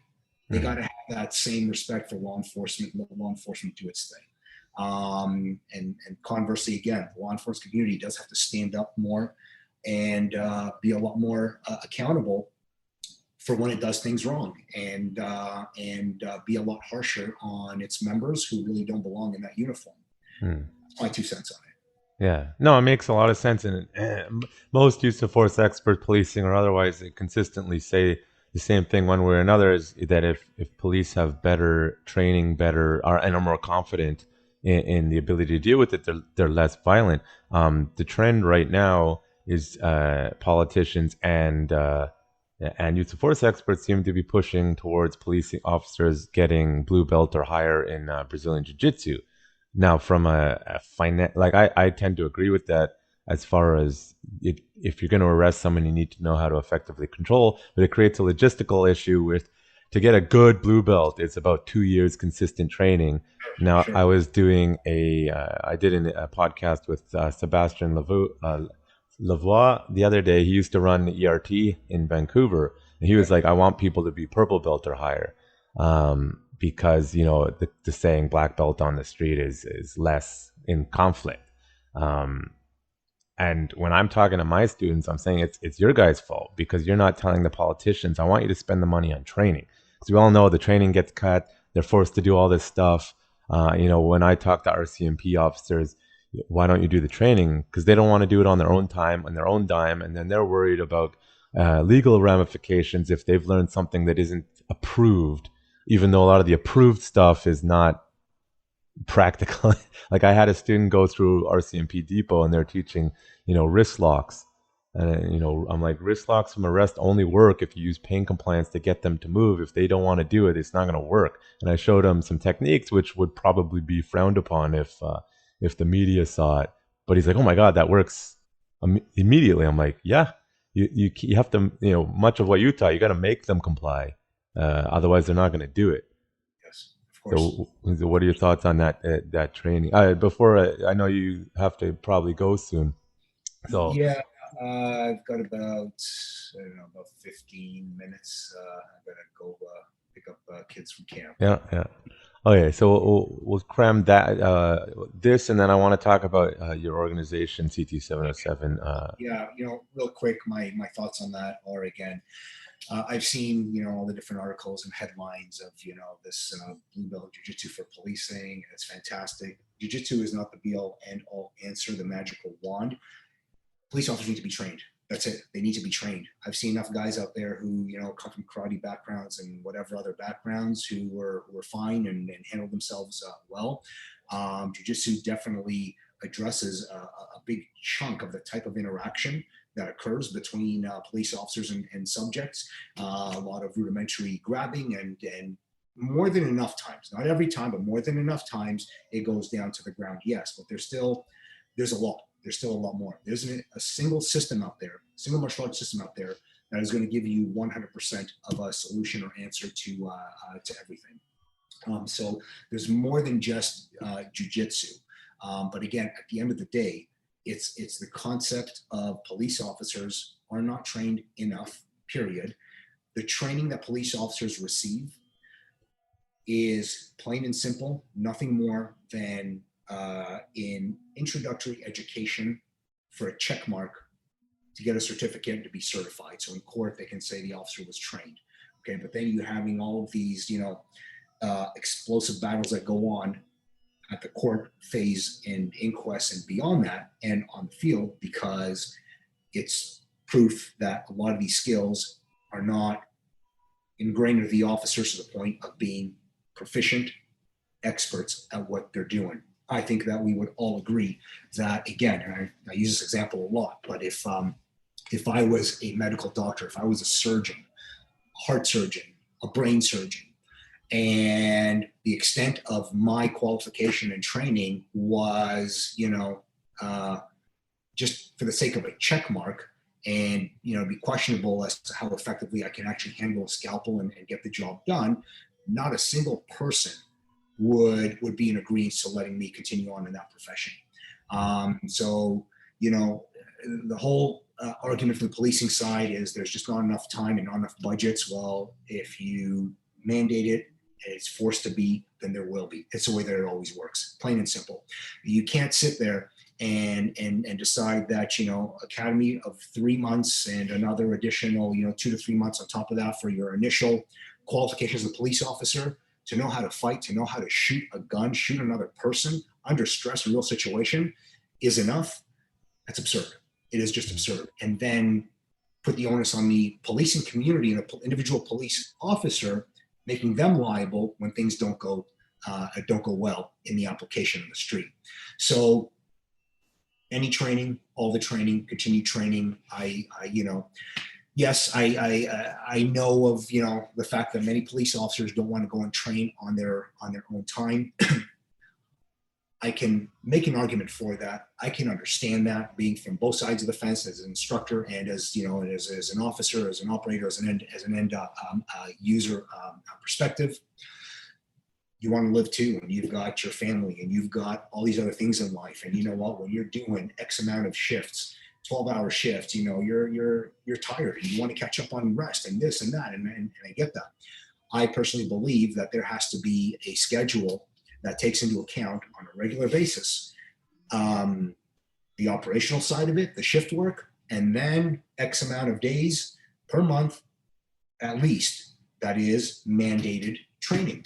And that's part of it all. And that's it. And that's the package. If the standard for policing is up here, if the detriment of failure, is up here, then policing has to be revamped with how it is preparing its officers on a mandated level, not an expectation for officers to go on their own and become, proficient. There's very few out there that are like that, because they go into policing with these backgrounds already, and it's their passion. I know of many police officers who want to be at that level. They want to be good, and they do go and train. They do what they can, but their level still is not maybe at the highest of levels. None of that should be a thing. Policing should be, this is the line, and everybody is brought up to a standard. Also, none of this, dropping the bar in order to make the officer pass. I've seen too much of that as well. I was on a tactical team here in Ontario, a nuclear tactical team, and every 5 weeks we would have mandated training. Every shift, we would have 2 hours that we'd have to be in the gym working out. And that was part of the agreement, because every 6 months we would have to pass the provincial tactical officer fitness test in order to maintain our tactical officer status and qualification and be able to work. But I remember one time we were at a training session. We were on the range, a big open field scenario. The instructors set up for us. It was a partner drill, and it included a bunch of everything. Included engagements from long range, where we would then have to kind of close, going from cover to cover. So we'd be using our open field tactics, and then we get to a close proximity to the threat. We would have to initiate a high risk arrest. But you had a multitude of targets that you'd have to engage throughout this entire duration of the scenario. And I remember two of the guys who were paired up. Never thought very highly of them to begin with, and as these guys would fall to the example of, I gave earlier about the fact there's some people in uniform that do not belong in this uniform, but that's a different topic. They did the drill, they came back, and they were laughing about how they accidentally shot one of the no-shoot civilian targets. And, that stuff pisses me off to no end. I mean, number one is the fact that you shot a civilian target. Number two, you're actually making a joke of it. This is the kind of crap that undermines and completely decimates those of us who are concerned about the professionalism of our industry. And then with that as well, this is a training environment. You are under nothing that would relate to the stresses and the variables of real life. And you have been given this C8, M4 platform of a weapon along with authority to go and use it against another human being. And we went through a 3-month tactical qualification course. And again, every 5 weeks, we're training. And you're missing the targets and you're hitting the wrong targets. What kind of absurdity is that? Because if this was not a scenario, if tomorrow we had an actual attack and we had to face such a scenario, you wouldn't be able to hit. You'd hit one of the employees of the plant, a fellow officer, an innocent person walking by the neighborhood. I mean, mind-boggling to me. And that's part of that, element that I talked about that needs to be addressed on the administrative side of it, on the policing side, or whatever the authoritative the entity is, to weed out those that are not there for the best interest of the profession. So this is a problem. It's an ongoing problem, and I believe that it absolutely 100% is solvable, but not enough people in decision making on all fronts, including government, politicians, a whole bit, care to put it at the forefront. There's solutions for everything. There happens to be magical solutions for everything all of a sudden when it's other things related to society. We've got millions of dollars to spend on here. We've got billions to send over to that country. We've got this, we've got that. So don't come and say, this thing that's so important. We just don't have the resources and the abilities. I don't buy that. Yeah. Corruption everywhere, I think, and ego is a big factor for that. Now, real quick, before you have to pick up the kids, Sure. Coming down to training, we both believe it's what people need, and you created your own CT 707 training organization. Now, it originally started with just teaching Krav Maga, at least from my experience, and then I see you've updated your website finally, and you have all these lists of all the extensive training to police, law enforcement, Krav Maga that you now offer. So tell me about your organization. Yeah, of course. So CT 707 was my organization that I started when I came back to North America after my service in 2010. CT stands for counterterror. 707 is my unit designation number, right? So all of our units, they're officially named by numbers. They have identifying numbers. My unit was Unit 707, the counter-terror unit. So of course, my background, my passion, counter-terror warfare, and everything that falls under that umbrella. And so I named my organization based on kind of my tribute, my homage to my where I became a specialist in that trade craft. I've always done more than just Krav Maga. I actually, it was kind of a little flipped around. I used to do more of shooting and tactics and stuff like that. When I started my organization in 2010, one of the things that I wanted to do was to counter all the bad Krav nonsense that's out there. Like with every martial art, there's a lot of nonsense out there.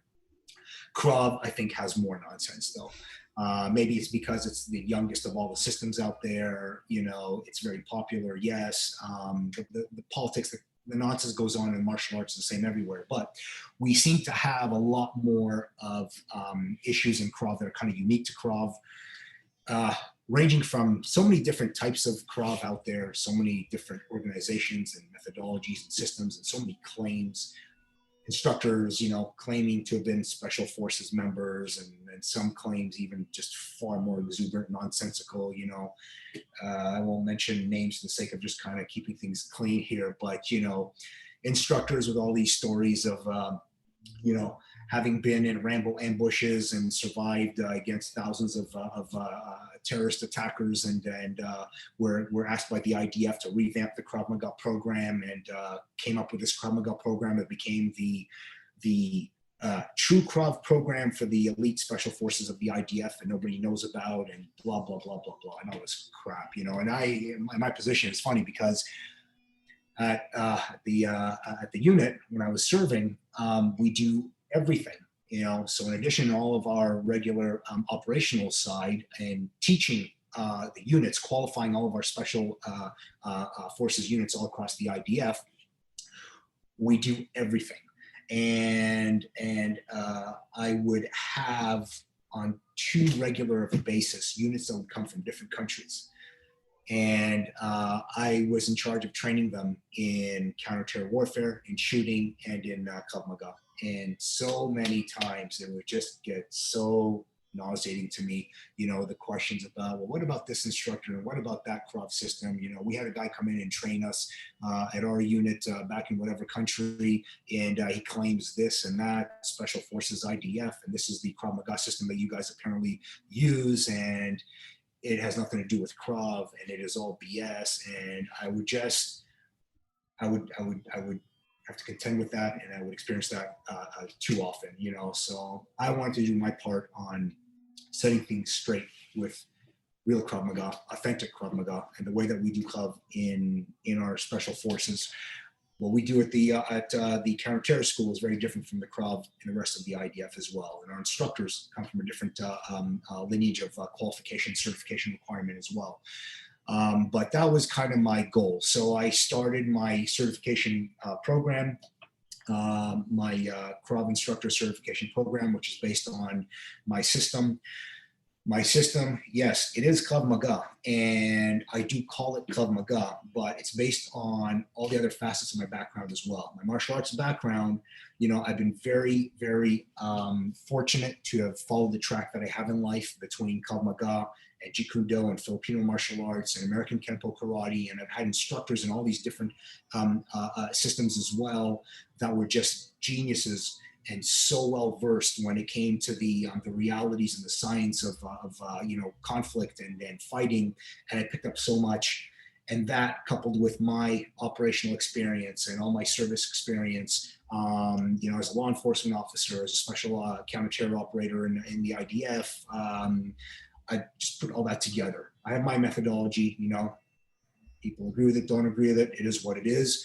But I have kind of my system that I put together, and that is what my certification program is based on. And then with that, we do counterterrorism training, everything from tactical operations to hostage rescue operations, active shooter intervention, suicide bomber and explosives interdiction, everything in that facet. That's my passion, and that's what we're about.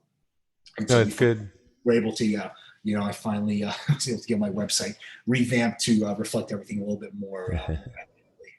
Yeah, no, it's because I remember when I first started, I can't remember, 2012 or 13, first did the course in Connecticut, I believe. And as I said earlier, it changed how I looked at everything, right? And, coming from a major organization and then sort of opening my own school and then developing, finding your teaching style that works for you, your personality, it can be difficult for especially someone like me who doesn't just like to do what he's told in traditional Jewish Israeli fashion.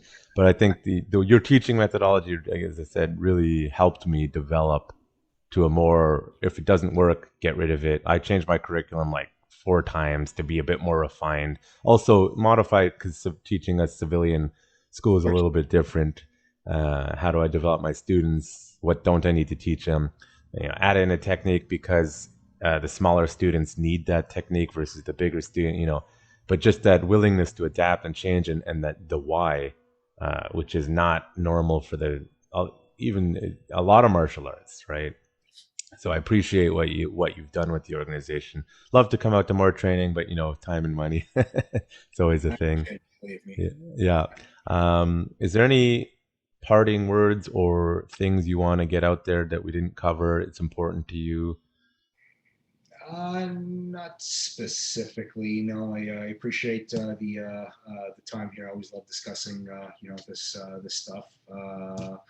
Everybody should get out there and train like your life depends on it. You are responsible for the safety of yourself and your loved ones. Nobody else is responsible for that. So, go out there, find a good school, find a good instructor, and train, and do your part to be good in this world and help each other out and make the world a better place for everybody. I think the fight is on now between good and evil, and Yeah. everybody's got their sides, and everybody has to do their part. Yeah. So. That's all the words of wisdom I can come up with right now. Yeah, sounds good to me. What's the best if people want to get in contact with you to do any kind of training? What's the best method? The easiest is just through the website www.ct707.com. Charlie Tango 707.com. How military. Well, thanks for coming on, and we'll have to have you on again in the future and expand on more topics. It's been a pleasure. Good seeing you and speaking to you again. All the best. Stay safe, and we'll chat soon.